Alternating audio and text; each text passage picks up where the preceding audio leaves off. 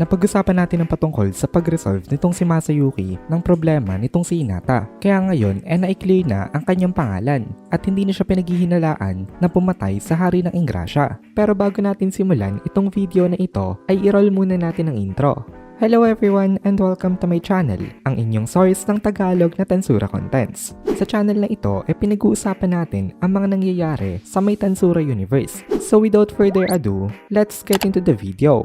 Ngayon ay nanginginig itong si Prince Alric kasi nga ay na-cleared na ang name nitong si Hinata. Kapit-kapit ni Moss itong si Prince Alric ngayon pero hindi ito out of kindness. Ito ay dahil sa instruction ito sa kanya nitong si Testarossa para hindi na ito makatakas pa. Inisecure ni Moss itong si Prince Alric dan tumingin dito itong si Masayuki. Nung tiningnan itong si Masayuki ito ay biglang tumawa itong si Alric at nagsilita siya na tapos na daw ang lahat ng pinaghirapan niya kasi in ruins na daw ngayon ang kanyang pangalan. Hindi na nagmatigas itong si Alric at nag-confess na rin siya ng kanyang mga kasalanan. Nagulat itong si Masayuki dito kasi tumingin lang naman siya kay Elric tapos umamin na ito. Ang naisip kasi kanina nitong si Elric sa titig sa kanya nitong si Masayuki ay inakala ni Elric na na-figure out na nito ang lahat at mabubuking na rin siya sa kanyang mga ginawang kasalanan. Again ay umepekto na naman ang skill nitong si Masayuki at na-realize niya rin ito. Kaya tumango na lang itong si Masayuki kay Elric na para bang naintindihan niya kung ano talaga nangyari. At dito na natapos itong araw na ito para sa kanila. Kinaumagahan ay nakaranas ng sobrang sakit ng katawan itong si Masayuki dahil daw ito sa pag-takeover nitong si Rudra noong nakaraang araw. Masyadong naipush to the limit ang kanyang body. Hindi mapagaling itong si Masayuki ng kahit na anong healing magic dahil hindi lang physically ang natamo niya na damage, pati ang soul niya ay nakaranas din ng tinatawag na soul pain. Wala siyang way para instantly na maibisan ang sakit na ito. Ang kaya niya lang gawin ngayon ay ang tiisin ang nararamdaman niya na sakit. Parang ito ang pinaka-downside ng kanyang sobrang overpowered na ability. After niyang magpakita ang napakaraming miracles ay magsasuffer naman siya in the end. Pero for me ay worth it naman ito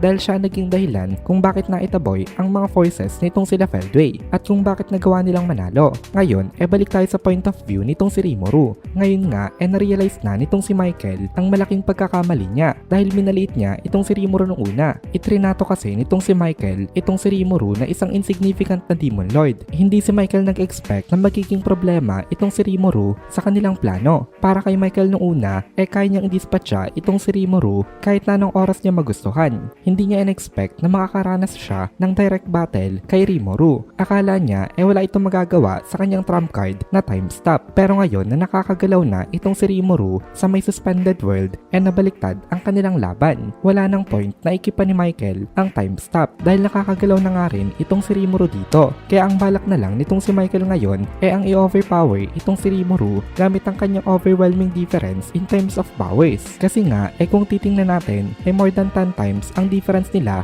in terms of existence value. Sa tingin ni Michael, mas okay na labanan na ito ngayon in a straightforward manner. Kahit na nakakagalaw na itong si Rimuru sa may stop time, ay naisip nitong si Michael na siya pa rin ang head ng mga angelic series ng mga ultimate skills at kaya niyang fully display ang lahat ng mga powers na nai-analyze niya. Kaya wala siyang balak na mag-give up sa may laban na ito. Meron pati siya nakuha na concept of fixation sa Patience King Gabriel nitong si Velsard. Nakapagbigay ito sa kanya ng unrivaled and powerful defensive na ability. Of course, different pa rin ito sa kanyang Castle Guard. Hindi kasing lakas ang defense nito. Pero ang pinagkaiba ng dalawa kaya niyang umatake habang meron siyang barrier. Habang sa Castle Guard hindi rin siya makapagbato ng kahit na ano na offensive move. As long as nasa kanya daw itong power na ito hindi pa rin siya kayang talunin ng kahit na sino. Pero kung titingnan natin hindi na logical dito itong si Michael. Kasi bakit niya iisipin na hindi pa rin siyang kayang talunin ng kahit na sino? Tinalo na nga siya kanina nitong si Chloe. Pero sa bagay hindi naman alam ni Michael kung ano talaga ang nangyari sa laban kanina. Kasi parallel existence niya ang lumaban doon.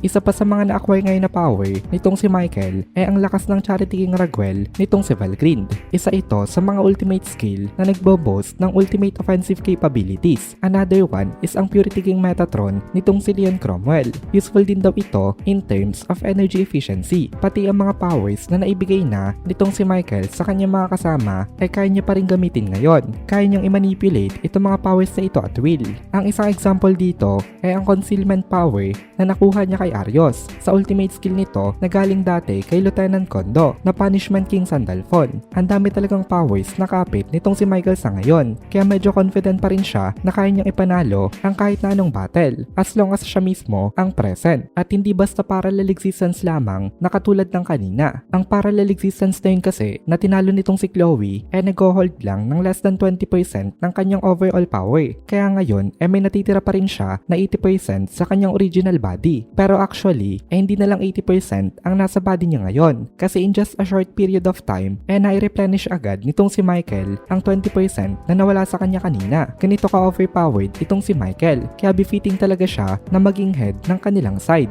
Ang seryosong Michael daw kayang madaling i-wipe out ang army nitong sila Obera. Pero sa nakita natin that time hindi daw seryoso itong si Michael kaya nakatakas pa itong si Obera sa kanya. Kaya para kay Michael daw ngayon piece of cake lang na tapusin itong si Rimuru. However hindi ganun kadali ito in reality dahil napakaraming ang skills nitong si Michael. Pero wag nating kalimutan kung gaano rin karami ang mga skills nitong si Rimuru. Isa rin siya sa mga characters na talagang tad-tad ng mga abilities dahil katulad nitong si Michael kaya rin gamitin nitong si Rimuru ang mga skills ng mga subordinates niya. At dito na muna natin tatapusin itong video na ito. Kung nagugustuhan mo itong mga videos natin please consider joining the membership para mapanood mo na agad ang mga kasunod na part dahil palaging advance ang ating mga members. Also please consider leaving a like at mag-comment ka na din para ma-boost naman tayo